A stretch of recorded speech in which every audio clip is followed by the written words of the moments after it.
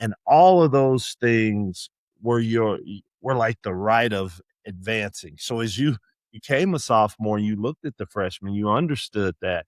And by the time you became a senior, you were the first going. So all of those things mattered, and it made it special. Yeah. Yeah. That stuff was special. Well, and it's the things that I think when we talk about now, building culture. Yeah. Those things were in place. They built culture, which is what makes this stuff so hard now is how do you build culture? Welcome to Life on the Road, a coach's journey, where the stories are real and the journeys are better. This is Life on the Road. Make sure you subscribe, follow, and share with someone in the game. And welcome to another episode of Life on the Road. I'm Coach Alphonza Key. And I'm Coach Scott Bollwage. Today, we are honored to have a special guest, just a champion and one of the most respected teachers, mentors, basketball minds in college basketball, Coach John Cooper. Over 30 years of integrity-based experience from one coach to another, has been in every role, led programs, led from the middle, and helped young people. Former Wichita State basketball standout, where it started, and we'll get a chance today to talk to him about his basketball journey. Coach John Cooper, thank you so kindly. We're honored to have you here today. Alphonza, Scott, man, I feel honored that you all would even have me on. So look forward to having this and just being able to chop it up and have some fun with it, certainly. But thank you for having me.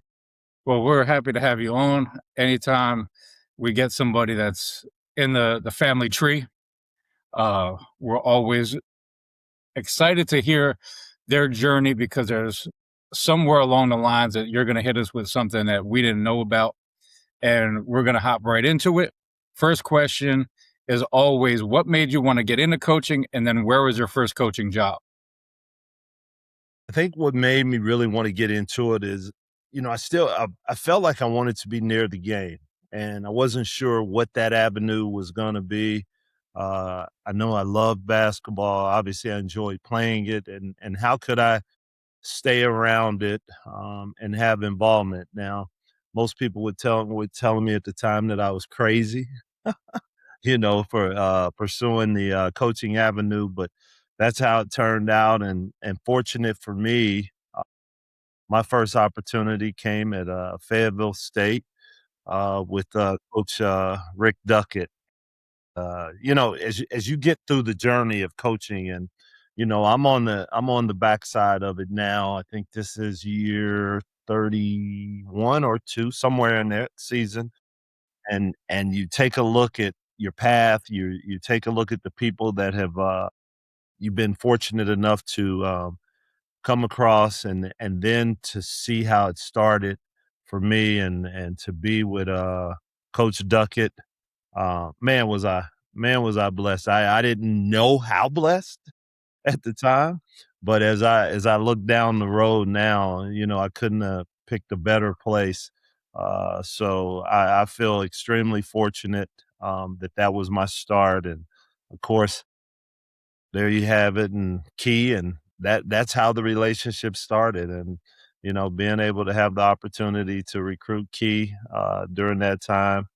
He still holds it against me because I wasn't there when he got there. Okay, I put him in good hands, though. Okay. You brought it up. I was going to be quiet, but since you brought that up, okay. My tenure in coaching, I moved 5 straight years in 5 straight programs, and I was feeling real guilty because I moved 5 consecutive years in the business. And so I'm looking at my background, where did I get that from? And I realized, looking back, Coach John Cooper recruited me, did an unbelievable job, flew me down, picked me up, showed me the avenues of the campus and how to be a real man, and did a great job. Then I come on campus and I can't find him. So I take that back to you, Coach. I did the same thing for 5 years, but again, that's where the relationship started. I really appreciate that process. You were outstanding in it. You were first class, and you really gave me a complete version. I knew I'd be able to help him, in a better manner. Mm-hmm. He just didn't know what I knew at the time. That's all. That's the only thing. And I will say that from that point on, for the next 20 some odd years, he was there every step of the way as a professional in my profession, anything. Always answered the call, any job. And I began to coach, and he definitely did. Was very impactful. So I'll give him. I didn't know that then. I thought he just left. I just left him. He didn't know any better. That's okay. So I listening to that story and knowing the history that you two have, when you said it was such a special position and coaching experience there, it was special then, and you got out before the specialness wore off and you actually had to deal with Coach Key as a player.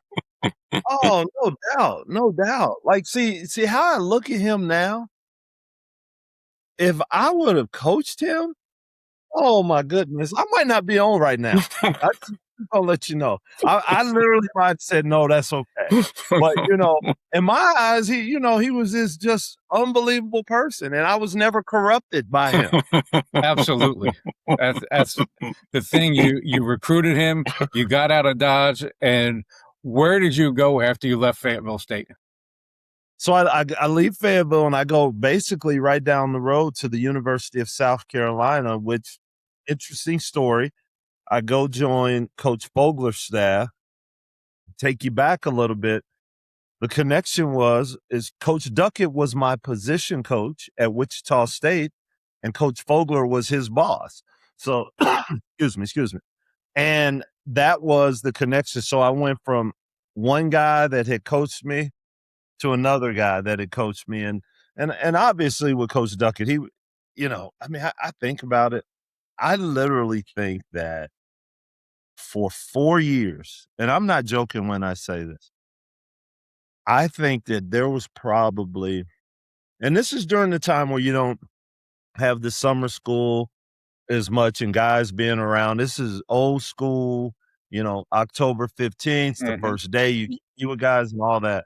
But I would tell you, if there were 250 days that we were there at Wichita State, I bet 240 of those days I went through Coach Duckett's office every single year, from my freshman year to my senior year.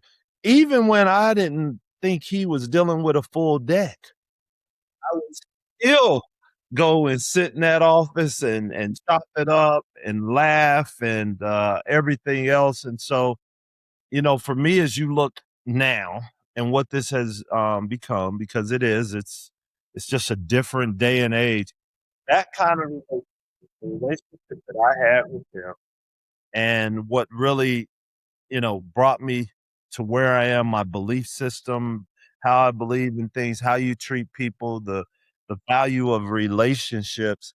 I don't know how young men, because they're young men, kids, get that today. And that was something that was born out of 4 years of being around him. And it actually started at Prep Stars Invitational. Wow. I get invited to Prep Stars in Charlotte. I'm in high school. I'm coming from Kansas City. And guess who one of the guys were that was working the camp and one of the counselors? It was Rick Duckett and Randy Will. And they were Tar Heel guys. And at that time, they had started recruiting. So that's when I first sort of knew him. So I'm there for the week, and I get to know Coach, and that was the start of it. Wow. And so those days aren't necessarily the same. That's all I can say. But it was maybe the greatest impact someone has had on me in my coaching life at that point. And then, like I said, I'm fortunate enough to go down the road to Coach Vogler, who, in fact, I was on the phone with earlier here today, who is extremely close. He's close to my kids, and I had played for him. But, during that time when you played for your coach, it was a little bit different. Yeah. If your coach told you to do something, you did it because your coach said do it. Period. You didn't look and say, well, no, and everything else. So my relationship with Coach Vogler was more out of that vein. Yeah. The relationship then did not change until I go to South Carolina and I start working for him. And then it even changes more when I leave. And now it's like an unbelievable friendship, relationship, and everything else, but just the culmination of many things. So going back to your days at Fayetteville State under Coach Duckett, then Coach Fogler, you played for them, and now all of a sudden you are coaching under them. What was the difference between them, the player coach relationship, and then the head coach assistant coach relationship? Because I know I've never worked for Coach Duckett, but I've heard some really interesting coaching stories. So what was that like being from player coach to head coach, assistant coach? How was that dynamic different? Well, if you take a look from the Coach Duckett perspective, it felt so good to be on the other side of that heat. Because Coach Duckett had these high expectations all the time. I mean, and he did not waver on those. And I'm sure Key heard it. I mean, I'll never forget the first days I am sitting there with Coach Duckett, and we're going through, it's before school had started, and we're going through, and I'm like, yeah, Coach, I'll be done. I'm going to be graduating in 4 years. Hopefully I'm going to graduate early. And he looks at me and goes, and I'm like, what's up, Coach? He said, son, you can make your mouth say anything. I'm like, what? And he was such a show me kind of guy. Yeah. It wasn't, don't talk me to death. Don't make my ears bleed. That's right. And so then to get on the other side of that, because what you learned about him was as much as he pushed you, as much as he was on you, the concern, the love, the care was completely genuine. Yeah, it was. Even before you could see it and what he was about. And so to be on the other side of that, I loved it because I knew what he stood for. And so if you stood for the right thing, he was in your camp, and he'll tell you now, if you're a BS kind of guy, then you met your match. Here it is. You would say that word for word. That's just how he was. And so also it was great because he allowed me to work, oh man, I and make mistakes. We had a guy that got in trouble. He had a 5 at 5. And guess who overslept? Not the assistant coach. Overslept the 5 at 5. Now, you have to understand how scared, how nervous I was to have to even go there. And I called Chad Wentz. Chad Wentz was a grad assistant at Wichita State. He was a KU guy with Larry Brown in that group. Ended up being the head coach, Dodge City head coach at Hutchinson Community College. And we called him Blue because he was a Jayhawk for the colors. And I called him. I said, Blue. And I'll never forget this. I said, bro, I overslept the 5 at 5. He's like, oh man, you gotta go to the man. That's what we called him. He said, you gotta go to the man. And you gotta tell him. And I said, I felt like I wanted to just fly home and quit because I didn't want that. And I went and told him, I will never forget. And he looked me in the eye. He said, it's going to be okay, son. Everybody makes mistakes. I know what you're about. I wouldn't expect. I was stunned. I was stunned. And then, now he did say, now, let's not let that happen again. Let's not, but all of those things, he allowed me to work. He allowed me to grow. I didn't know anything, but I was just trying to figure it out. And he gave me that opportunity. And then when I go to Coach Fogler, once again, I'm on the other side of it. Now I'm sitting in the meetings. I'm seeing how you decide on who's going to do this, who's going to get the playing time. And so in my mind, I'm 2 for 2. I'm with 2 guys that let you work, 2 guys that care about the fact that you're a human being. They allow you to still be involved with your family. I wasn't married at the time, but I could go home, partake in family events and everything else. So remember, Coach Fogler knew me since I was 16 when he started recruiting. So he knew my dad, he knew my mom, everything.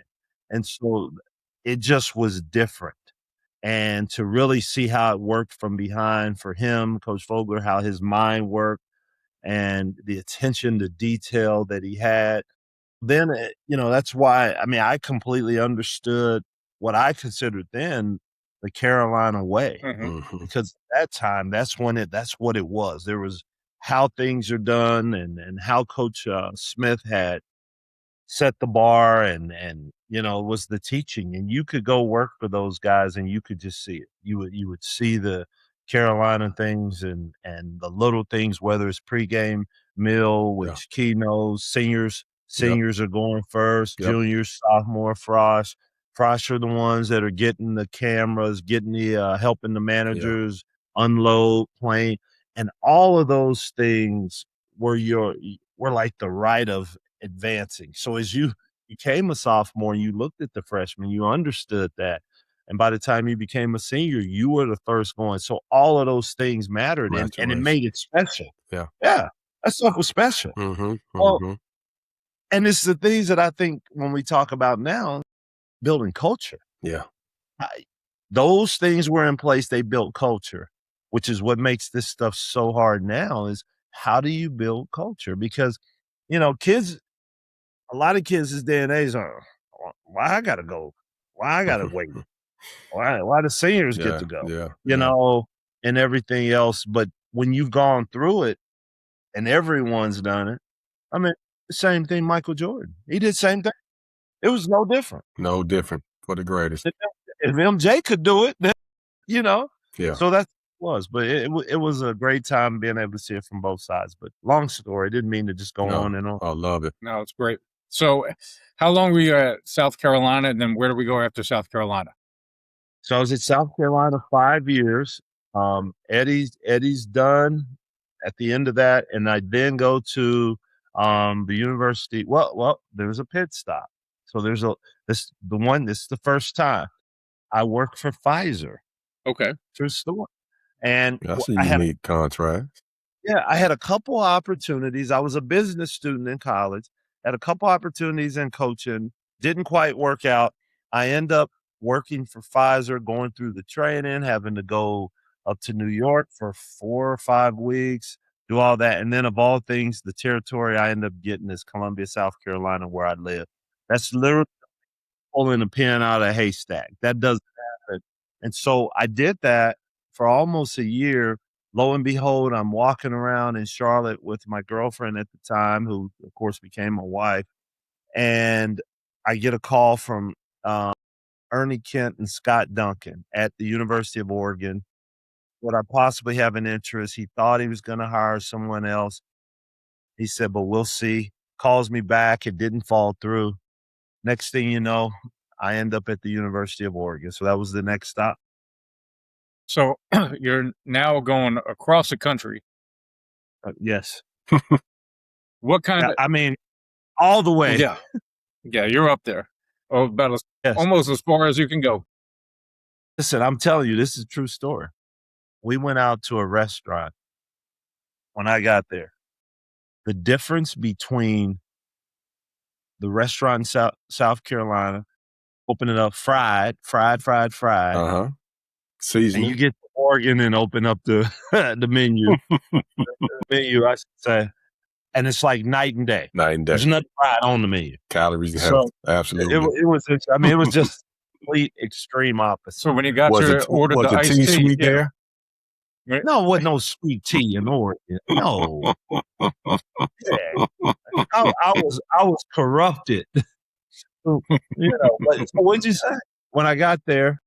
No, I was just going to ask about the sweet tea. We were saying the same thing. When you got your iced tea and it came out just as unsweet as it could be, what was that feeling like?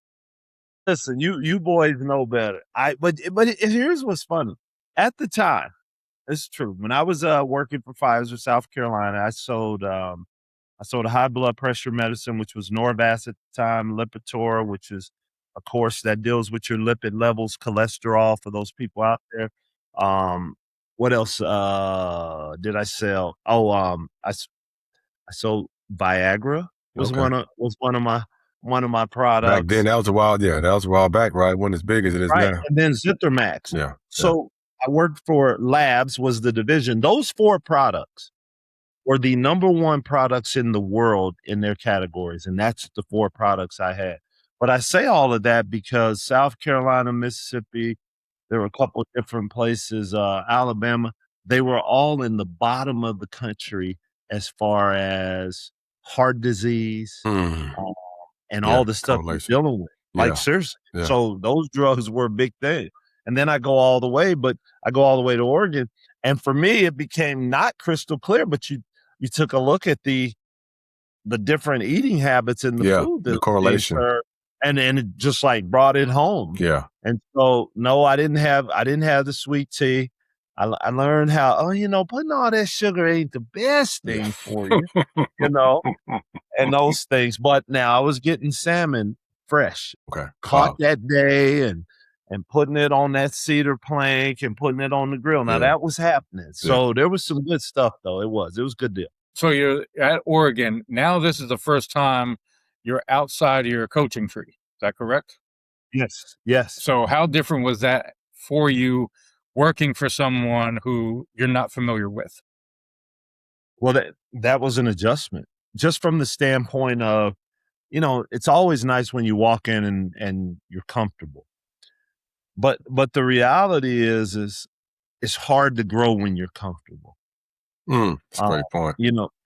Exposure helps you grow, when you're exposed to things. And so you have to be open to getting out of your comfort zone in order to grow. And so there were many levels there, and being in that part of the country, I'd never been out to the Northwest to live, certainly. But then working for Ernie, who was who was my new boss, but the first time outside of the family, like you said. But I think what it brought home is what I always, as I look over and started understanding, is the best things to learn are, one, there's more than one way to skin a cat, and it can be done multiple ways. But as you start working for different people, I think maybe the most important thing to learn is what you don't want to do. A lot of times, everybody's like, oh yeah, I want to be like this, like this, like this. But sometimes, and it's not that it was something that didn't work, but you start formulating of the thing is, okay, I don't want to do this. Yeah. I don't want to do that. And in many ways, that can put you on the path to the things that you really want to do and have an opportunity to be successful doing. Now, with the day and age of everything changing, take me back in Oregon. Now, what conference were they in? You remember? And what was the teams? Is it a big? Man, it was the pack. It was the pack. The whole pack. So you think about it, it's Arizona State. It was USC, California, UCLA, us, Cal, Stanford, us in Oregon State, and I must have left someone out. I can't remember. But so this is what was Washington State. There you go. Out there. Yeah. This is what was so weird. One, so think about it. I go from being on charter. We chartered everything in SEC. Okay. Well, at that time in the pack, you didn't charter. I didn't know that. Thought it was parallel. And you had travel partners because games there were Thursday, Saturday. So, you go play USC, UCLA, you play Thursday night, you want to win because Friday you're just miserable, but you can't practice. So it's more of a mental day, and then you play again on Saturday, and then you get out of there and you're walking through, the airport. But what was really interesting about that is at that time, so Utah had been good, of course, because Majerus is there. Yeah. But they're in the Mountain West at that time, I believe. They're not in the pack. And it was really something that when you recruited a kid out west, which Collier, you had a great chance of getting them. There were very few people that could come in and beat you. So if you look at the pack rosters at that time, everyone had pros, NBA players, every team. You look at when I was there, Freddie Jones just finishing up, Luka Rittenauer, Luke Jack, they were good. Aaron Brooks. I mean, those are all the guys who coached. Yes. All those guys, there, recruit guys. come. And think about this. I'm only there for 2 years. All of those guys were All those there. pros, yeah. Yeah. So, and then UCLA was just loaded with Lavin. They had like 6, 7 guys, you could just go down the list of all the guys, but Arizona was loaded. They had Iguodala. I can't even think of the big kid. Well, they had a multiple big kids. They had oh gosh, I can't even think of their names. They had multiple big kids that were pros and for a long, long time. Stanford had Josh Childress. They had a couple of pros. Yeah. These guys were all round draft picks. And then if you go, you go to Washington, they had Nate. They had what's his name that played for Portland, who was terrific. Oh, Roy? Brandon Roy was there. Yes. They had like 5 different guys. Didn't realize pros. So pros were all throughout the league. And they were first round picks, which is what was crazy. So it was a fun time, a good league, get up and down, play fast. We averaged like 85, 86 points, and it was good stuff. I mean, when you got players like that, you got Luke Ridnour, and oh my gosh, what he's doing. You got Freddie Jones flying, Luke Jackson. All those 3 guys all went anywhere from 12 to 14 in the draft and back to back It's years. wild, yes. That's in the makes you better backcourt too, on the perimeter. Yeah, it's backcourt. Yeah, backcourt. So, and then we get Bro. AB comes in. You just a better coach, man. It is a parallel. Yeah, yes. I know we got a few more styles, but real briefly, just that contrast of in the SEC down in South Carolina philosophically and out west in Oregon. And was anything different you did as far as recruiting pitch or philosophy, or was it kind of similar? You know what? It was similar because at that time it was still about building relationships. Obviously, there had been some success at Oregon before I got there. It had gotten going, so you could look at that.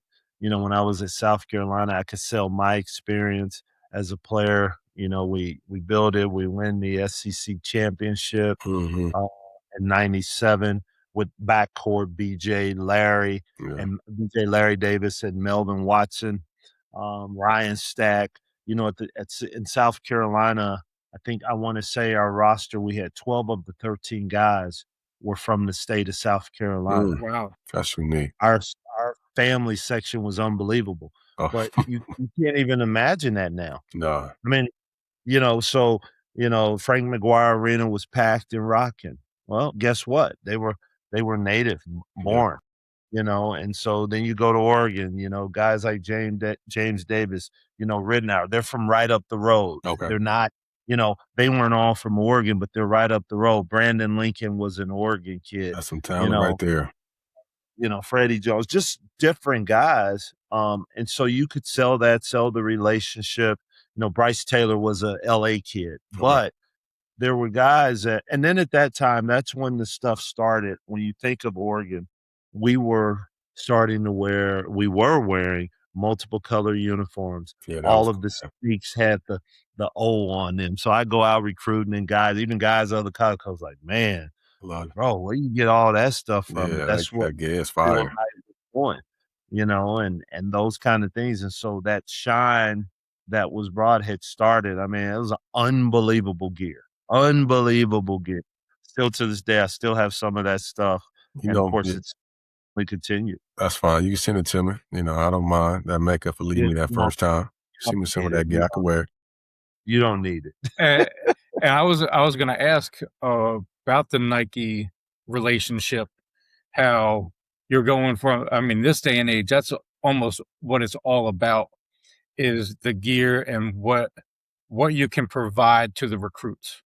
So back then you're saying like this is the very beginning of the different colorways with the uniforms, the signature sneakers, all those things is starting to kind of pick up a little steam when it comes to the recruiting process. Well, so we wore Converse at South Carolina. I go to Oregon, and I won't even say picking up steam because we had the bright yellow, the bright green, the white, black. So this is 2000 what? 2 or 3? Mm-hmm. And the shoes. Just ridiculous. But the gear, the amount, everything we had, and the relationship was tight. In fact, the marketing department was literally Nike's marketing department for us. Man, Now, but you understand, Right. it's You're right there. Uncle, Right. his alma mater. Right. So Oregon's his alma mater, and you've gone to an Elite Eight. He's bought in. You got these two kids floppy hair, Luke Jackson, Luke Ridnour. You got Freddie, who's just gone in the first round, who's jumping over people, dunking. Yeah. And the excitement. And it was an important part, that relationship. Perfect time. Even when, we went down there and we practiced right there on Nike's campus in the gym. We would do that and all those things. And then Uncle Phil would come in and be at the games and all of those things. And so, and at the time, you have to understand that was good because there was still this thing about coming to the Northwest. Mm-hmm. It's rainy, and that's how people would hit you. Why? When I brought up Bryce Taylor was one of the first guys that we had literally from South LA. Okay. Because that's what teams would hit you with. Yeah. Weather. But yeah, absolutely. And one of the things I learned in being there, it wasn't rain. It was like a mist. Mm-hmm. So it was nothing like what I thought, but yet and still you were away. But the environment, the place was packed, the games, it was going. But you look at now and you look at what all that stuff has done, and it's just changed. And it was one of the advantages that, not necessarily an advantage, but there's no kid right now that doesn't say, if I go to Oregon, I am going to have unbelievable gear and stuff that most people don't have. Mm-hmm. Now, NIL has sort of changed the playing field a little bit. Yeah. A lot of people, even for the blue bloods. Yeah. There are people that have been able to, I don't know if you call it leveling it out, but it's brought them up to par. Money talks. We know what walks. Yeah. That's right. We sure do. Every state, it walks in every state, every time zone. Absolutely. Pacific, Northeast. That's right. As Duckett would say, and he would always say this, he go, when you walk in the grocery store, they charge you and me the same for a loaf of bread. It don't matter. If you got 10 million, if you got $1, what they charge you for bread, son? The same. That's exactly right. So after Oregon, we're there for a couple of years. After Oregon, where do we go next? We go to Auburn, okay. And I go with Jeff Lebo, and I'm associate head coach. And me and Jeff had been on staff together at South Carolina with Coach Fogler.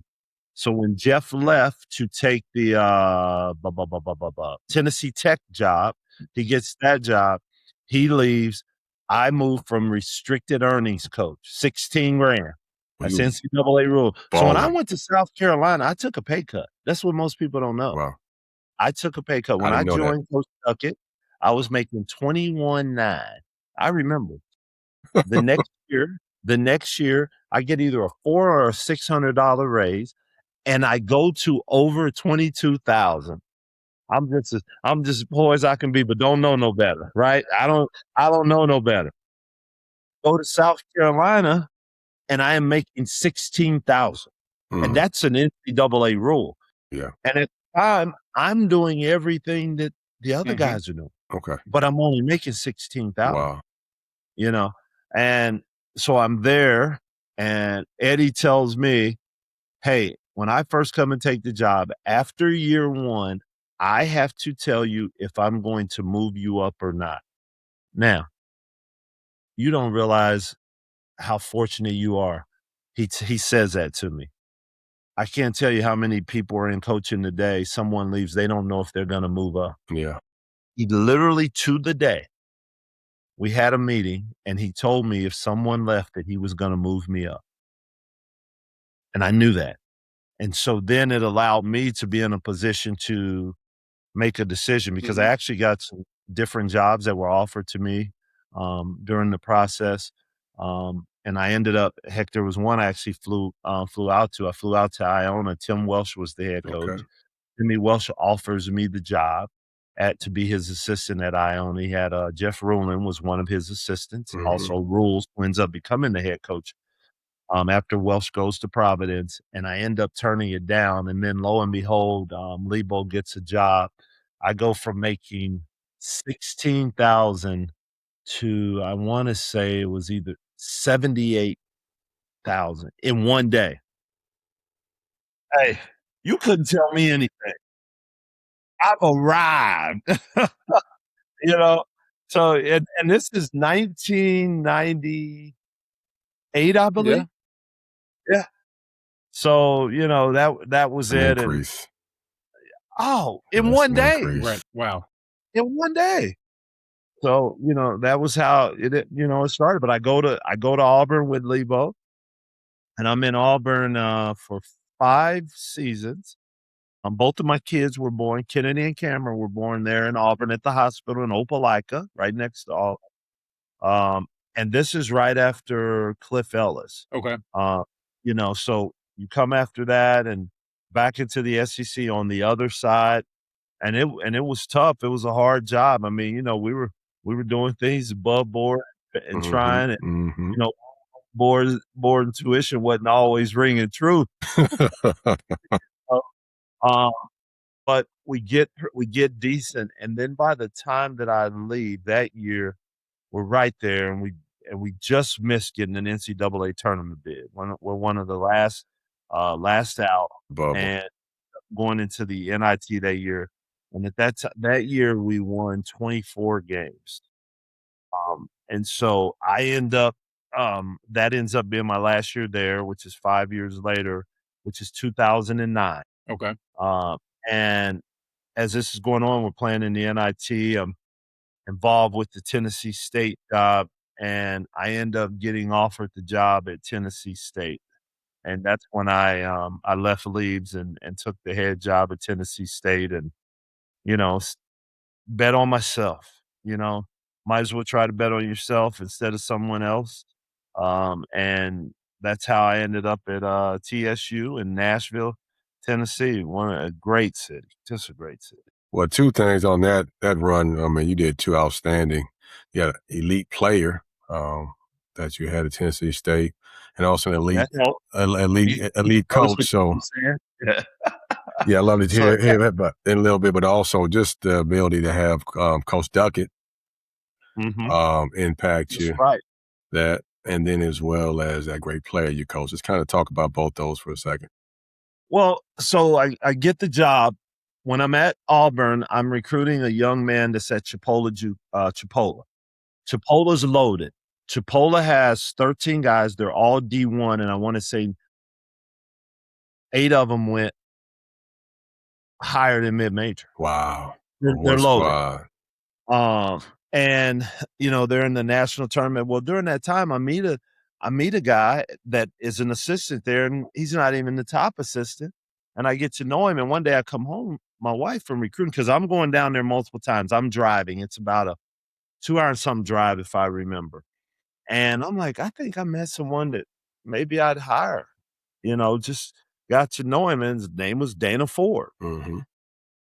I get the job, and I call him. They're at the national tournament, and he has no idea.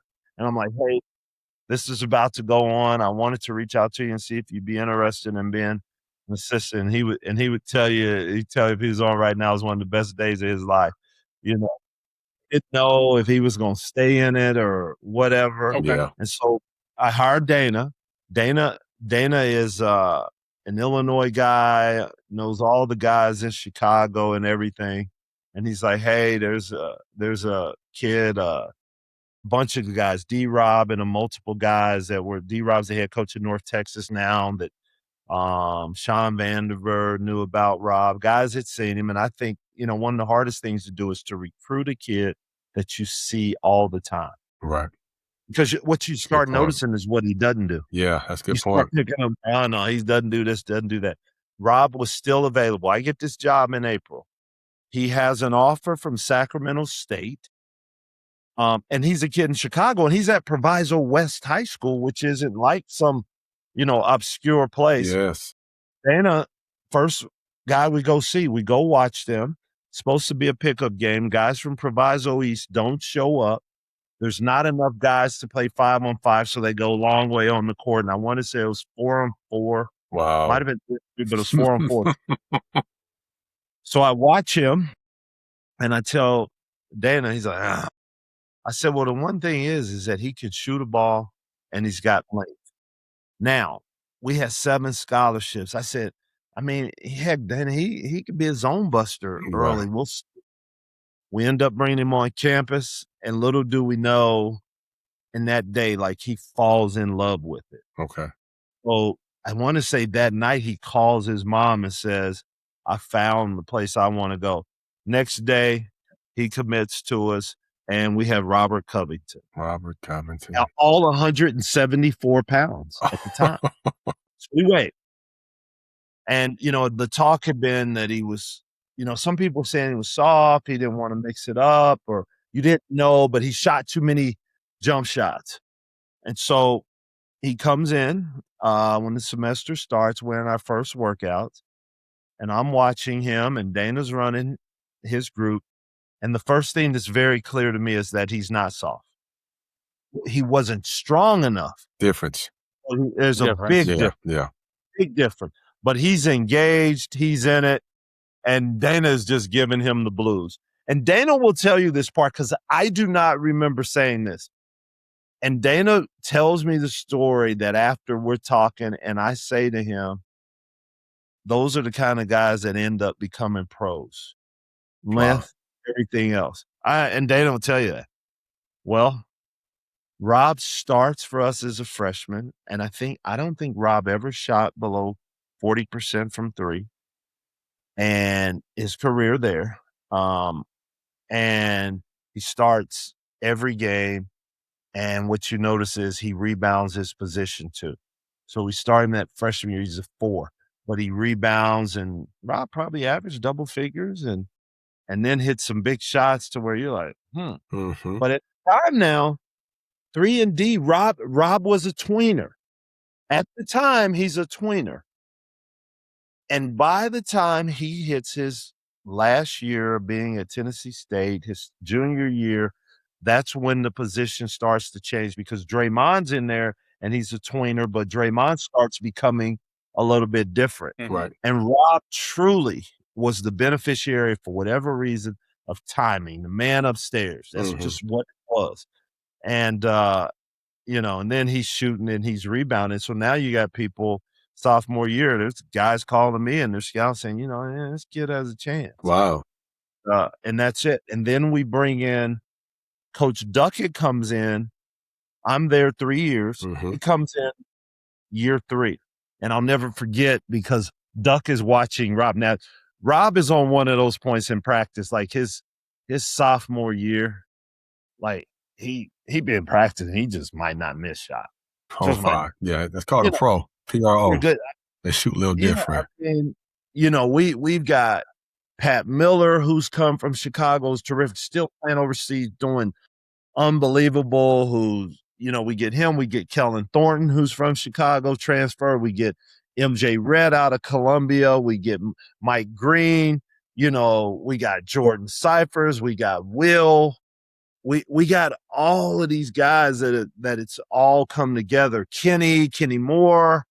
And now we've got size, we've got length. Yeah. But the first year we played Murray, and I am blown away my first year how good they are. I am telling people, because now I'm at a different level. People don't believe me now. Yeah, whatever. You're just in the league. I'm like, no, you don't understand how good Murray is. Yeah. You State. don't understand how good. Murray wins in the tournament. They end up losing to Butler, and Butler wins it, and they lose to Butler on a late game. They're leading. And I'm like, I knew. I told you. They're like that good. And I told my staff, because we had to play them 3 times that year. 2 in the regular season. We got them first round because we just qualified for the tournament, conference tournament. And what I told the staff is, don't look at them. Because if you looked at them, it's too much to think you'd never get there. Yeah, Right. Don't look at them. Let's get to the others. Now, problem is Donnie Tyndall had Kenneth Fareed at Moorhead. Yeah, that was a monster. major problem, because I don't think he ever got less than 20 rebounds when I coached against him anytime. No, he's a monster. One game he had 24 and 20. Like, seriously. But I was like, maybe we look at them and we can get somewhere. And that's how it started. And then by year 3, I don't know if we know how good. Duckett's come in. He's looking at Rob. He's like, eh. And then all of a sudden, Duckett, this is when Duckett tells you, I've evolved. I've changed. I like the offense. I like them boys that make God. I said, where the hell were you when I was playing? That's what he's like, charge, son. So we got Rob and guys, and we're shooting the ball, and we got guys that can shoot. We got length. And Murray, of course, starts the year, and they go like 20-0. Murray's like 7th or 8th in the country. And they're good. Yeah. And they got pros, And lo and behold, we go play Murray at Murray. And we beat Murray at Murray. It's the first loss they've had. And it may have been the first time that Tennessee State, and even to this day, beat a team ranked in the top 10. We beat South Carolina at South Carolina. Aaron Horn's the coach.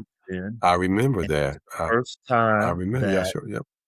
Yep. Tennessee State had beaten an SEC opponent. So we have all these firsts. We win 20 games that year, and it's the first time in like 20 years that Tennessee State had won 20 games. And we got 4 starters coming back. Will Peters is the only senior, and Will Peters was our tough point guard. He was a walk-on when I got there. We scholarshiped him. He did all the things that you love, as a coach. And he led us in minutes played every year. For 3 years, Will Peters led us in minutes played. And then the Miami of Ohio situation comes along, and I get offered that job. And quite frankly, I don't go if I get more years on my contract, because I didn't have a great contract. I bet on myself. It's just how they did it then at TSU. After me, they started better. And that's nothing against them, because I am forever indebted to them, because that was my opportunity. And Teresa Phillips was unbelievable to me. And she was the athletic director. So, boom, I end up taking the job. So Rob then plays his senior year, that group without me, and it was going to be our best team. And that's one of the things. So people say, if you had it to do over again, knowing what you knew, would you have taken it? And I would say, and I'm not one to look back like that, but that would have been the one thing that maybe I would have done different. But the situation, I didn't have the security that was going into, all those things that played into it. But I left the opportunity to coach the best team that I would have ever had as a head coach. NBA wing as a senior. Yes. That don't happen often. No, and Pat Miller and Kellen, and we were big, we were long. Yeah. Funny, you talk to those guys that were there at Murray, and they talk about it. They were like, man, oh man, well, you guys good. And we lose on a last second shot, a questionable call to Murray in the conference championship. And they still talk about that. There's they have a whole deal about that and everything else. I don't know whether it was a foul or not, but it was unbelievable. So, and then of course Murray had oh gosh, I just forgot his name, the guard who's NBA player. So in that tournament, it's Rob, and the championship game is Rob and him, 2 NBA guys. Oh my gosh, I can't believe I just lost his name. No, not Morant, not even before go back. If you go back to 2012 roster, you'll know exactly. It's awful. I know. I can't believe it. Too many years of coaching, but I mean, and he was really good. Yeah, really good. So now we're at Miami of Ohio. Right. So we go there. Hardest job I've had. And what makes that the hardest job you've had? Well, as a head coach, it was harder because the one thing about Tennessee State is you could sell Nashville. You were an HBCU in a white conference. So there was like, hey, you're the different, you have resources, you got the city. There was not a better city in that league. So you could play off of that. Mm-hmm. And then go to Miami of Ohio. So at the time, of course, you're dealing with academics. The legend retired. I followed the legend, Coach Cole, Charlie Coles. Brad Bates, who hired me, was the AD. He hired me. Brad Bates leaves like 4 weeks into my job getting job there, and he takes the AD's job at Boston College. So now it's just a different deal. More in a remote, not remote, but more in a remote location, and just and we're in a new area. Mhm. Still some familiarity. It's not Cincinnati's not very far from Nashville. Right. It's in a car and drive. Although Oxford, Ohio, is still another 50 minutes from Cincinnati, but it's back road the whole way. Yeah. It's just, we never could get it going and get the consistency that we needed. And then at the end, we probably, at that point, it was too late. We have the freshman of the year and everything else, Michael Weathers, and we have his brother, Marcus Weathers. We have some pieces, but, couldn't get it going. And then, you get a new AD in your first year and everything else.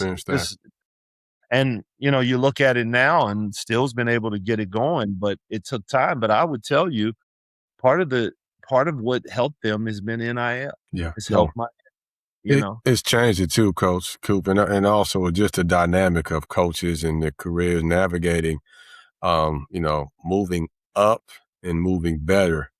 A lot of times it's not the same, but, we know how volatile a profession is. When opportunities come, they don't come like every other year. They come and they leave forever. So that's a great dynamic about it. You got it proven at the system and dynamic, but just sometimes up does not mean better. I mean, we all understand the dynamics of a tough job, but I think one tough part is anytime somebody hires you and they're not there, that is tough.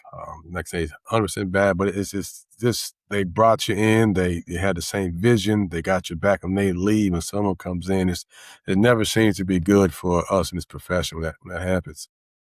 Right. And that's, and I don't throw shade or none of that. We didn't get it done. But that group, my staff, Trey, Sheldon, Dana Ford, that group even had Brandon Lincoln, of course, Coach Duckett, which is what you said. So I get Coach Duckett at Tennessee State the last year. What's that like? And then my first meeting, I got up to talk and I had to stop. It didn't feel right. Yeah. I'm not used to, I'm always sitting listening to you. You've been this is fun. I almost felt like I wasn't worthy to be up there He's out there on the board talking to the team with him sitting there. And so, but he was so good. He was so good for it.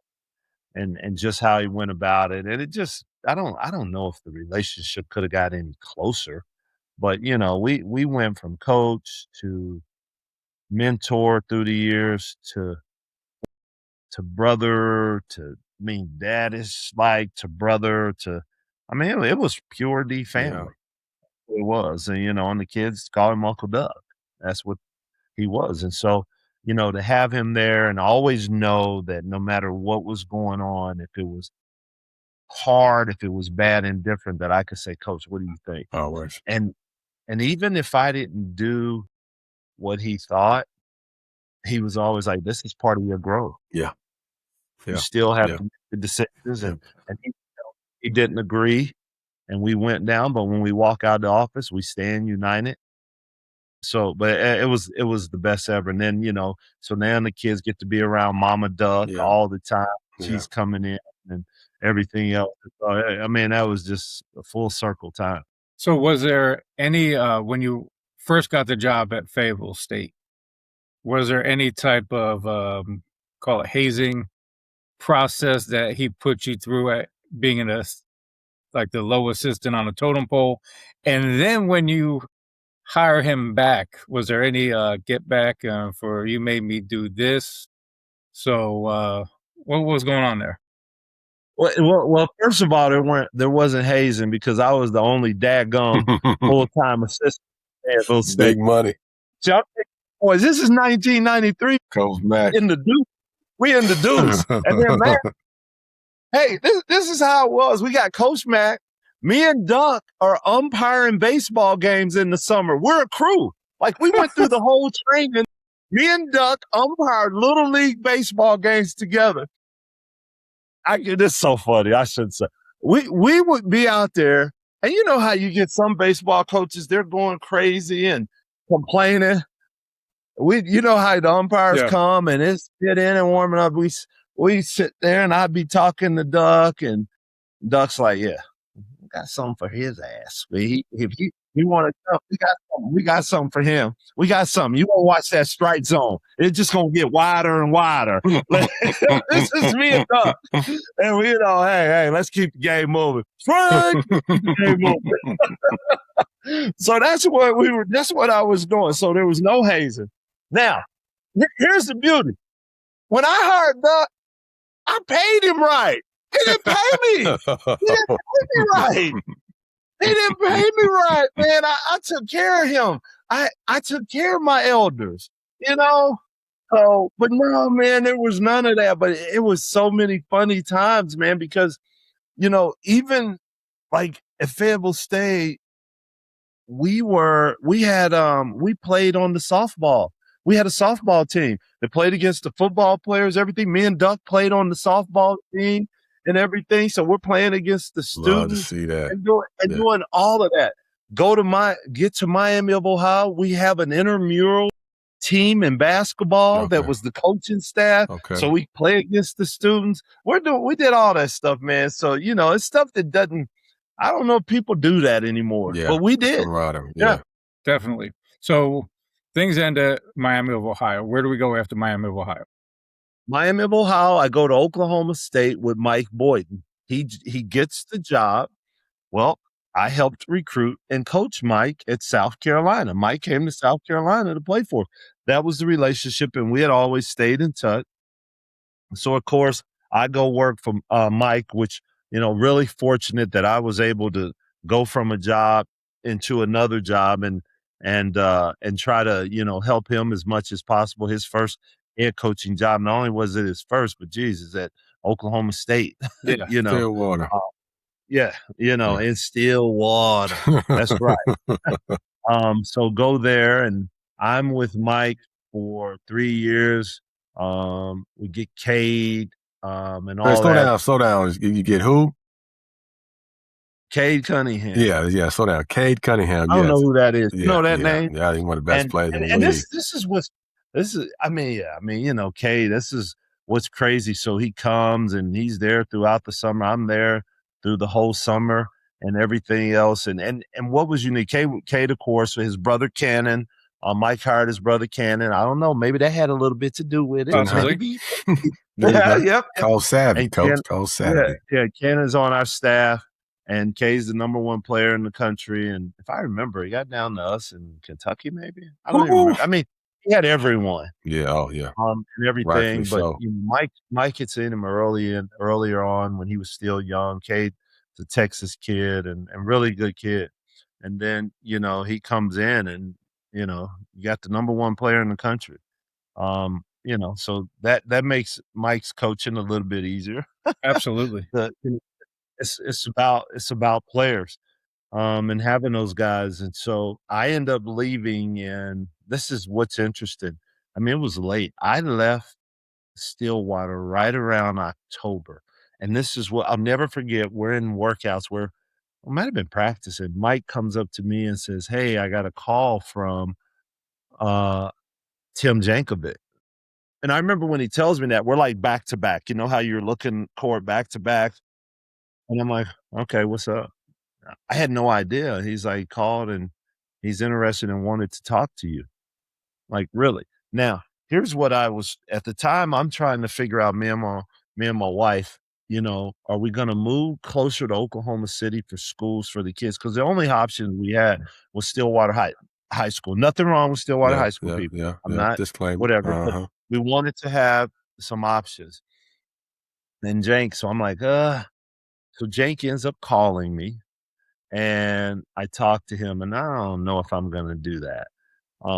But I drive down and go meet with Jank and talk to him. Where's he at now?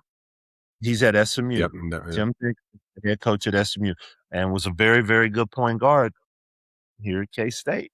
So, and meet with him, talk to him, and come back. And I'm like, I don't know, I'm torn. And he was really good, and I really liked him. I'd known Jank through the years. One of my buddies had worked for him, but we weren't like close.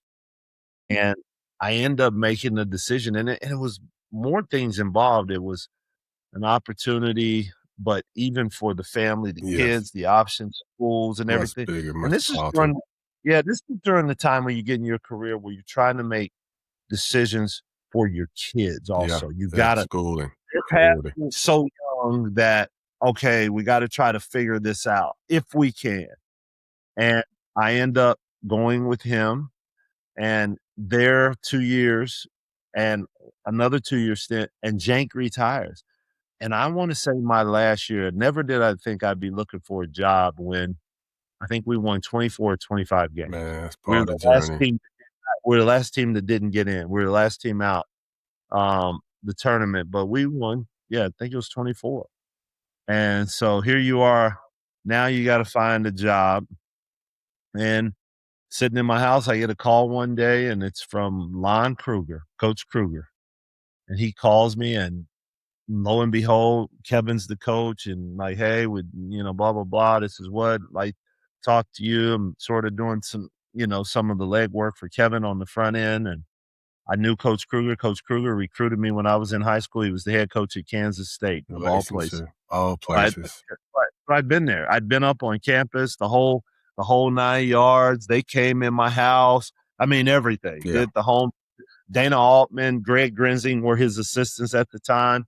That's when they had just gotten the job, and they had Mitch Richmond. So that's who I guarded the first year, which Mitch Richmond was a senior. That's hazing. I won't even know how that went. That is hazing. That's what it's called. Exactly. That's a violation. So one of my all-time great friends and teammates worked for Coach Kruger, a guy by the name of Lou Hill. So I was I was familiar with what he was like to work for because of Lou.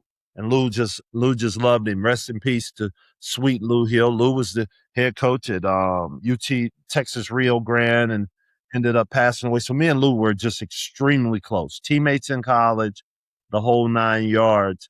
And so, I felt like there was some connectivity and some relationship there because of me and Lou. Coach Kruger knew me and Lou were really close, and we'd see each other on the road.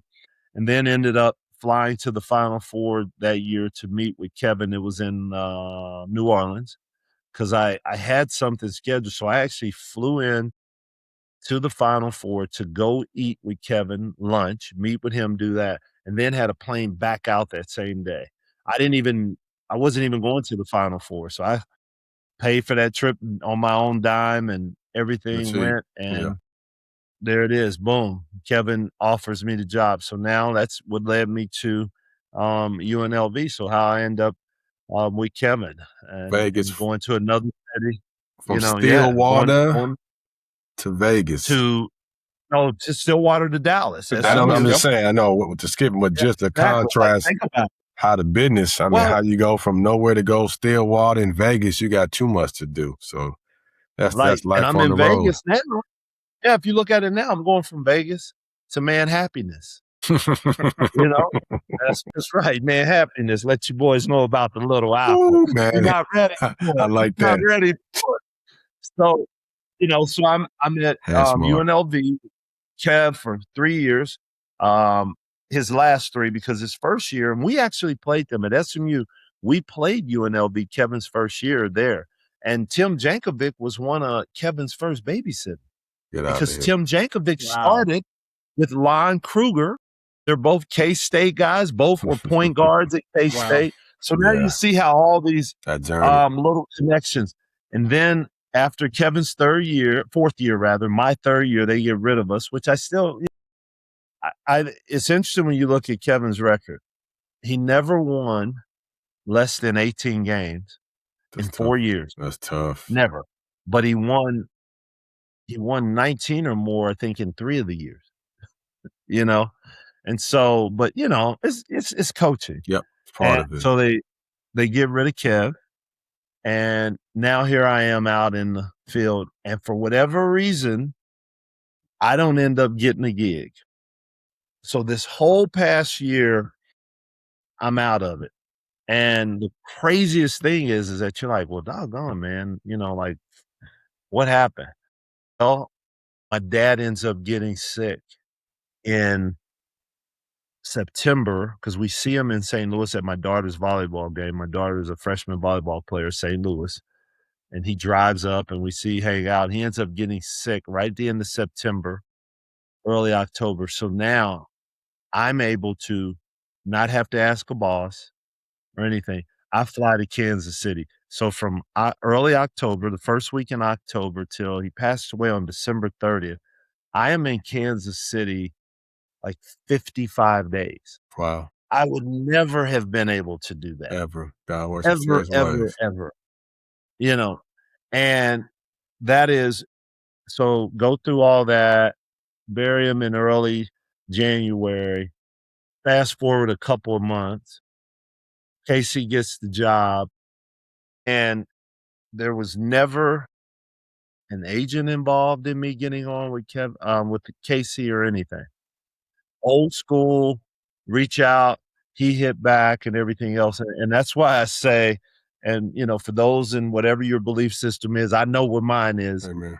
That's how you know Absolutely. the Lord ordered our steps. Yeah. Because I got to spend all that time with him. And then boom, that chapter is closed. Here it is. Boom. And I get on in K-State and, you know, and then Casey didn't know the first time I reach out to him is like, because we'd always text, you know, from time to time. You know, he'd always be trying to play a game. He tried to get us to schedule him at UNLV, and I text Casey back. I'm like, hey, we're not playing. I know. Absolutely. You guys are good. I know. Remember, I lived in Nashville. Yeah. When Rick Bird was the coach and you were the assistant. Mm-hmm. I know how good you guys are. We played you every year. But I reach out to him and I'm like, hey, I don't know if you know, but I'm from Kansas City. It's right up the road. I played at Wichita State. I'm very familiar with the lay of the land. Yeah. Not that it means a lot this day and age. Yeah. But I am very familiar with the lay of the land and, you know, and that's sort of how it started. And he hit me back and heck, it's 2.5 weeks later, 3 weeks later, next thing you know, he calls and offers me a job. And man, I'm assistant at K-State. I'm an hour and 37 minutes from my parents' home where they live now because they're gone. Absolutely. But where I had spent the past 3 months at the end of the year into the new year and everything else. And so it's just kind of crazy, but that is the journey and it's been good. I've been in Manhattan. I got there the day after Easter. Our whole staff had been there. I'm actually in Vegas, just flew back here into Vegas a couple of days ago. You know, my life is in 2 cities, clothes here, clothes there, don't have enough clothes, got to make do with what you have. Yeah. Living out of a hotel, don't have a house yet. Yes. All that stuff's going on, but it's been great. That's She's been unbelievable. The staff and the people of Manhattan have been incredible. I love that new name for Kansas State. Now, what city is that in? You said, man, what? Man Happiness. That's Man what it's called, Happiness. I need a T-shirt. You know, some people call it the Little Apple because it also goes by that. It's all right. But welcome to Man Happiness, man. I'm ready to sign up in New York, but you know, you might lead it next year, but we won't go there. See? But Coach Cooper, a great journey. I really appreciate that. Now we get a chance to have a little fun, a couple questions that we ask all the guests. Yeah, I think you've answered one. Okay. With great comedy, but one we like to ask, you know, just on those guys you work for, no matter which one it is, you know, you have your job, I guess your duties, but you ever do anything for a head coach and you say to yourself, that wasn't on the job description? I would tell you this happened with a couple. Certainly with a lot of coaches. You know, and not in a bad way. It wasn't anything. Right. I'm serious. I think I have been in more banks, opening up bank accounts for kids, teaching them how to open up a bank account, Man, baked. how to use a debit card. And this is the truth, and I can say this now. I've had multiple players that when they would get their scholarship checks, they had to bring them to me. And we would then go the money, and we would then go deposit it. And I had their debit card and would write up their budget so that they would have enough money to get through the month. Wow. And that daggum was never in the job That wasn't. description. No. The financial At all. advisor. Right. But it, like, you know, I say that, and there's probably somewhere that's like, he wasn't supposed to be doing it. And I didn't have anything. It was about being able to get kids through the month Right. and learning how to balance the checkbook, you know, Yeah. that you need Life to have a skills. budget. That's what it used to be And about. guess what? You got to come to me Yeah. because you showed in the first 2 months that you couldn't handle that debit card you had. And then you at the end of the month talking about you ain't got no money. Budget time. Come on. So you held on to the debit cards? Yeah, on a couple of them. No. But think about it. Things are a little different now. It's your only means, but yeah. And I'm not overseeing what you do, and I wasn't. You're an asset. No, absolutely. But you did not have any money, and you're telling me you can't eat. And we're at the end of the month, and there's still 6 days left. Yeah, no you way. Can't eat. You're telling me that, and so it's like, well, what are you doing? You know, so that's a first. We gotta help. And yes, that happened multiple times. That's a new one. Yeah. So there you go. Well, moving on, Coach. And here's another one we love to This will be good. ask all our guests. Well, you've already answered, but we call this segment "Hoops Took Me Here, Hoops Took Me There," and just give us 2 places that you've been. The first one, a beautiful place, one of your more favorites that you could discuss, and one maybe your least, most favorite, most obscure place that wasn't a great time. Been some places. Hoops took me. Coaching took me. You know what? One of the more unique ones was San Juan, Puerto Rico. Stayed at the Ritz and went in to do a home visit with Walter Hodge. Do you guys remember Walter Hodge? Yes. Played at Florida, won 2 national championships at Florida Air Academy, and we recruit him. Walter Hodge is from Puerto Rico. That's a nice Walter visit. Hodge is going home during the Christmas time, I believe, or during the break, and he's going home for the break. Or was it after? But we're doing the in-home, meet his mom and his dad and everything. And then I'm gonna let that be where it also took me. So you guys can get this. We're at the airport, me and Brandon Johnson, and this family is holding up a sign. It's all these ladies. We get there before Walter. Little do we know that is his family. That's his mom and stuff. We had never met him because we're going to the house that night and she's cooking. And she, laid it out. Ate good. But he comes off the plane, they're going crazy. And oh my goodness. That's his mom and stuff. But we go to the house, we do all of that. Then his dad is there and we're meeting the dad, and the dad is taking us. His dad had businesses and everything and all of that. Well, guess where one of his dad's businesses, guess where we go meet him? Cardi. His dad owned a strip club. Okay. That's where the meeting was. I'm not exaggerating. I'm not in, but this is literally where we go meet the dad. And we're sitting there, and it's just like, no big deal over there. You want anything to eat and all of this. I guess any wings available? Lemon pepper? And that's where we meet the dad. And then we go meet his brother. And his brother was in that life.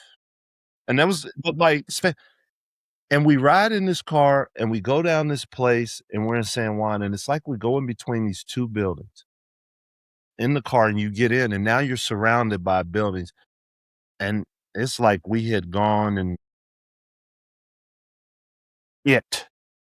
guys got their stuff on them. Yeah. They showing it. We pull in and we're in the car and Walter boom and the brother, it's like we part of the family. But I'm telling you guys, everybody is packing and everything else. But like, it wasn't like, relax. I don't mean it wasn't bad, but it was like, this was his brother. We were in, this is his people. This is his family. And, I mean, that's been part of my grow up. I mean, you know people in that, but it was just like interesting. And here's the thing.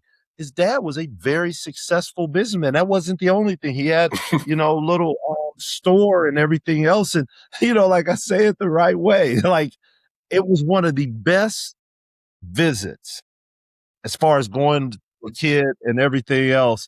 And Walter Hodge, his nickname for me was Charles. I'm at Auburn.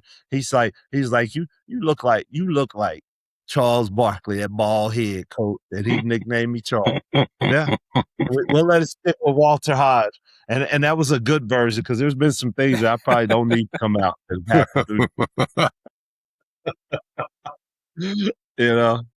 So this is a first of we have a Hoops took me here and there in the same story. Bam. Listen, it was all of that. Unbelievable. And we went from here to here, and this was all during the same trip. So, hey, did you eat at the office? At the spot? Did you eat? Yeah, you get some wings? You had to listen. You had to act right and act like you were, you couldn't say no, not eating. And like the mom had already fed us and she had thrown down. It was unbelievable. And all kind of family came and everything else. So it was a good trip. But that's a big time location. You leave a tip? So no, see you cutting up now. You cutting up. So when you're going to meet the brother, at what point do your spidey senses start going off? Like, I need to start locking the doors. But here we were we sort of, I don't remember how we sort of knew. I think the spidey senses went off more so because of where we were. Right. Gotcha. You tell you're going and they're off, but here's the thing, but we with the right people. Yeah. Okay. Yeah. But we that's what becomes clear because I've had some incidents now in recruiting. One, Chicago South Side, to when I pull in and I got a daggum Crown Vic as a rental car and that didn't go well. And then I get out of the car and the boys are like, oh, yeah, you coming to see, like, clearly, I won't even say names, but this one, we're coming in, we came down there, we with the right people. With the right family. We good, but it's still like, I'm sitting here like, well, okay, all right, it's real, but hey, Cole, it's my little brother, all that. It was like, yeah. So man, that was great. What our next segment, we're gonna go. Let's say we get back into being a head coach again. All right. So you have to put together your ultimate coaching staff. So I should have read the questions. So I should have. Right. I wanted it to be natural. Yeah, so natural. We've got organic. Offensive coordinator, and this is coming from everybody that you've worked with throughout your coaching journey. You got to hire offensive coordinator, defensive coordinator, recruiting coordinator, player development, and now we have a GM we have to hire. So give me your offensive coordinator and defensive coordinator first. Okay, I'm going to tell you, I think because I've been during the change in how offense is played. So it makes it a little bit harder for me because the game is played different. It went from the sets, people at the blocks, and now we got open game. I'm going to say this. I'm going to guess. So my offensive coordinator is not fair. I am going to guess, having coached against, having watched, my offensive coordinator is going to be Casey Alexander. Yeah, you tell me who I that. work for now. Okay. Number one effective field goal percentage last year. Number one in 3-point field goal percentage, number 1 or 2. Number 5 in 2-point field goal percentage, and 6th in assists.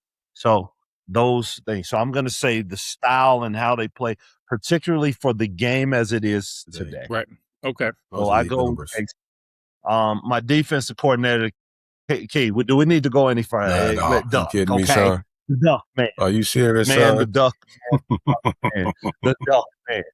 The duck. As he told me, he said, "Son, what do you like to read?" I said, "What do you mean? What I like to read?" He said, I know. He said, well, we got a lot of pictures because you boys don't like to read this day and age. I'm like, well, what do you mean? Why you ask me that?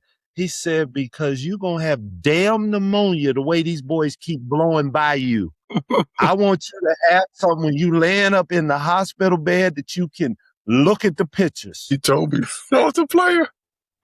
He told me that my freshman year before we ever played the first game. He told me that. I thought it was just for me. He never told me that. No, son. No, you got that. He talked about pneumonia. You're going to be sick. You're going to get pneumonia. You're going to have pneumonia. And he said, well, he asked me, what do you like to read? That's what he said. I was like, this dude's crazy. So we're going to go with the duck. Okay. So I got my offense, defense, and what else? Player development. My player development. Okay, let's go. Can I go my recruiting coordinator? Okay, recruiting coordinator. Dana Ford. I mean, dang, guys, Rob Covington, that's pretty good get. I'm gonna live on that one. Okay. And then I've got player development. My player development. Who's gonna make your guys better? Wow. I could go a couple ways. I'm going to let me do this. I'm going to go GM first. Okay. I'm going to come back. My GM, I'm going to go with Eddie Fogler. And I'm going to go with Eddie because he's old school. He's not going to overspend. And he's going to tell you I can get a point guard that's $500,000 instead of $1 million, be just as good. There you go. We go. And he can evaluate his absolute tail off. Okay. Now, I got to go player development. I got to think on this one. I got a couple guys. I want a couple ways. I got some old school. I got some new school. Do you need a player development than an assistant? No, player development guy? You know what? Lamont was really good at Oak State. Lamont was very good at developing and getting guys better on the court. It was old school. It was hard now. Yeah. I could say Lamont. I could. You guys got me. You got me stuck. Good. You got me stuck on that one. Good. That was hard. I could go old school Rick Callahan back when I was playing. Mm-hmm. When he'd get down there and put his face on the floor. If you laid on the floor and he put his face on the floor, right? Are you tired? Are you kidding me? You have no pride. You're gonna lay your face on the floor. Old school Rick Callahan. I could go there too. Okay. Yes. Okay. So that's pretty good. So that's my group. They're right there. I left some guys out that are pretty good at what they do. But put you on the spot. Yeah, but I knew a couple right off. Yeah, without a doubt. All right, Coach Key, bring it home with our last segment. Okay. Yeah, this is especially for you. Now I want to hear also your top 5 most influential coaches that's impacted your life, because you've been a variety of different atmospheres. Yes. Elite player in college. You started out Division II as assistant and all the way up. So I when you keep that top 5 thing, give me your top 5. And again, this is not top and order, just 5 guys that impacted your life. It could be guys you work with alongside, but coaching is impactful. Two of them are going to be included as one. And the reason why I say that, Doug Bruce and Mark Bubalo, they were my high school coaches. And I did not realize what I was getting from them as far as discipline, not being spoiled, expectations, nothing's going to be given to you. And there's still people that are still in my life to this day. Okay. In fact, they were there at my dad's funeral. So those two, high school, of course, Rick Duckett, of course, Eddie Fogler. Those guys have just been, they were there through many decisions. They've been there through family decisions. And so that's just what it is. I would go also Milton Bradley, who you guys have no idea who he is. He was my summer league coach. Wow.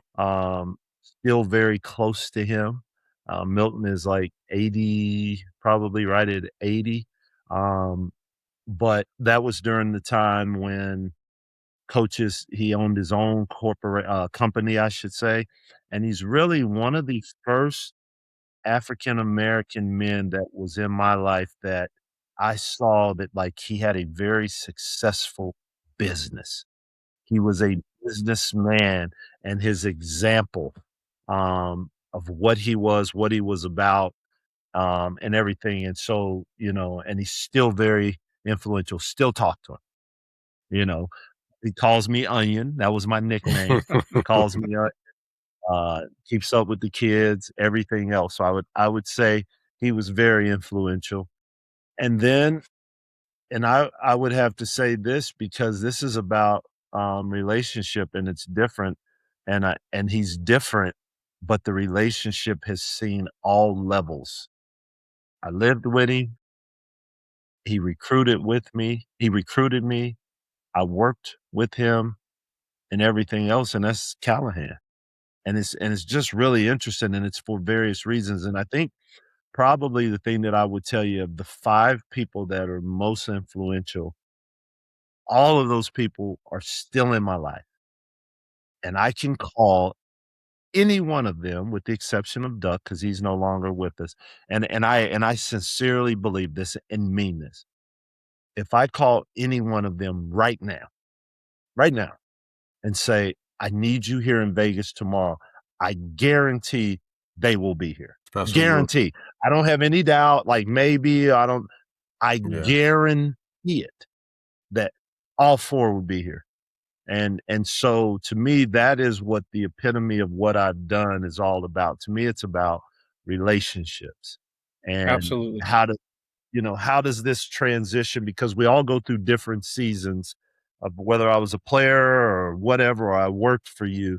But now as I age, and as those people age, and you're on the back 9, and the relationship is the most important thing. It is. It's no longer, when you call, it's not talking about basketball all the time. Right. Talking about your kids, talking about their families, what's going on, when are we going to see each other again? It's this. I talked to Coach Fogler earlier today. Yeah.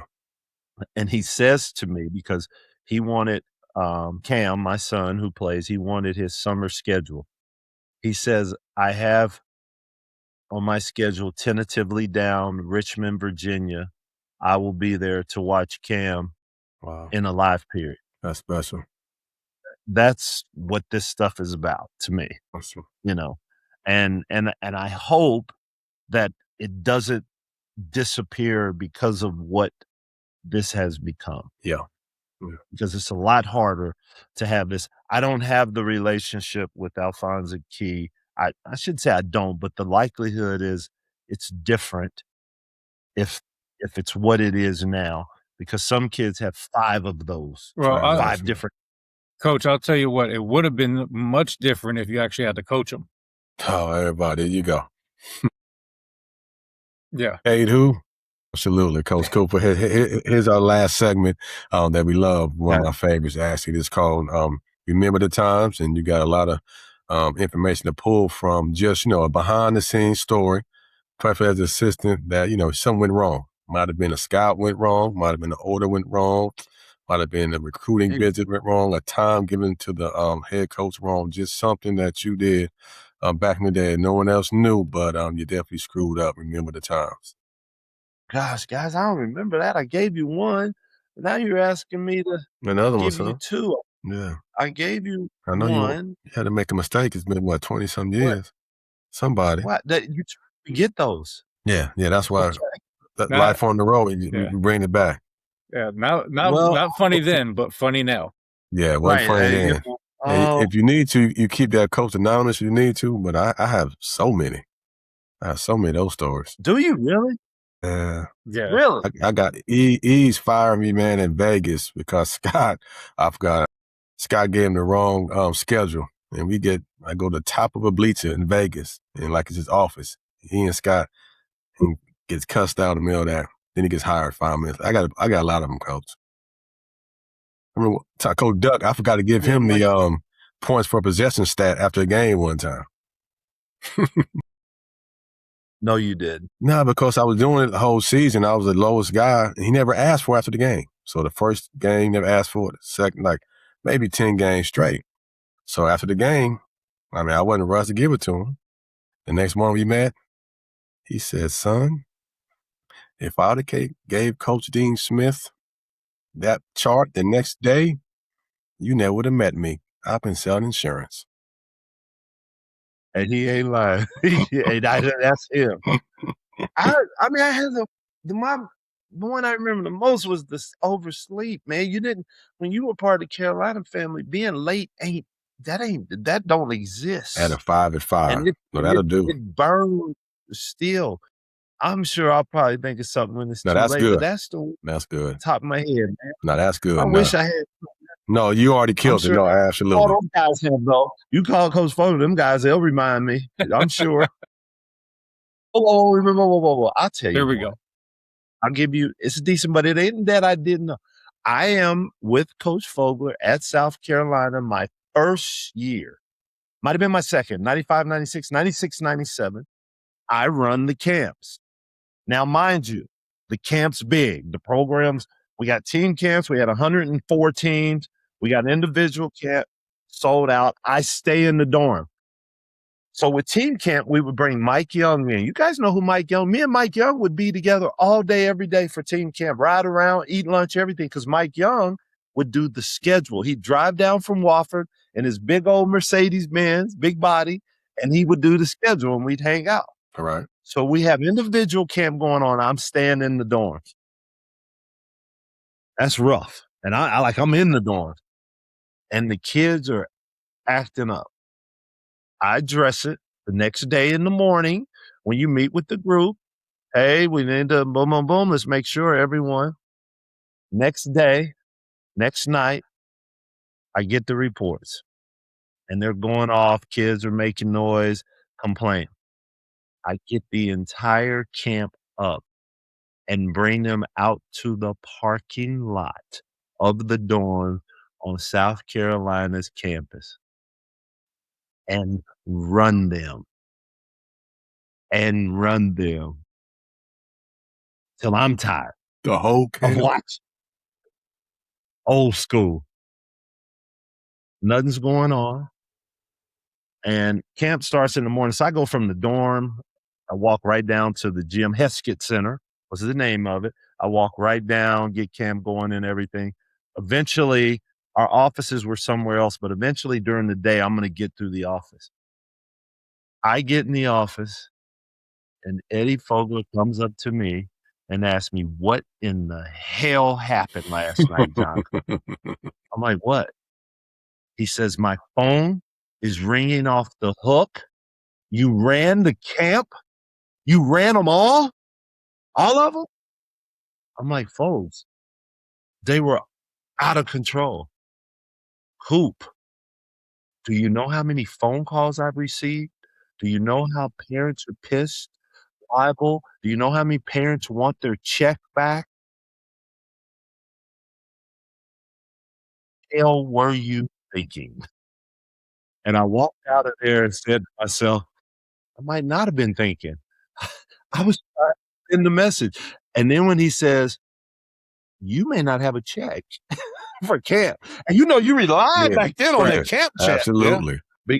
You budget that. I did that. But I survived it because Callahan and them guys were like, come on, folks, you can't be kids acting up. He's one living in the dorm. So the staff came. And then Eddie gave me grace. Oh, that's Eddie wild. gave me grace. That's wild. But I didn't tell him about it. I didn't even think to tell him. You just did it. And then I walk in the office and his phone's been blowing up. I can imagine. All morning. Losing money. So losing money, bro. Oh, that's a great one. That's the story. Yep. Well, that's a good way to end this segment. That's right, man. This has been fun, man. I've enjoyed this. I really have enjoyed being on with you guys and Chalk. Yeah, absolutely. It was a great story. We've known each other through Coach Key. But again, like most of our guests, there's so much more to their story that goes above and beyond the surface. So we're happy to have you on. Glad you could make it. Coach Key, any final words? Yeah, again, I appreciate you, and you don't even realize the journey. You set a bar for me, been a role model for me from day one when you recruited me, and every time I've called, you've answered. So I thank you for allowing me to be in the profession. I had a 20-year run because of yourself. So you're a testament to life on the road, and I wouldn't be where I'm at without you. So I appreciate you, and I look forward to following you in Kansas State with Man What? Happiness. Man Happiness, yeah. But I appreciate you. No, but seriously, man, this is what makes coaching worth it, is that you get this opportunity to interact with someone you've had a relationship with since 1994, and guys that you know, and to see people doing well, people go their own way. This is like what makes it worth it. It's not winning an SEC championship, which that's great. It's not that, but it's the relationship part of it that makes this whole thing so much fun and enjoyable. 100%. So thank you guys. I appreciate it. Well, Coach Key, until next time. I'm Coach Alphonza Key. And I'm Coach Scott Bollwage. Keep it on the road. And keep it between the lines. Now that's another stop on a journey, but the road doesn't end here. New stories, new coaches, same game. This is Life on the Road, a coach's journey. Make sure you subscribe, follow, and share with someone in the game.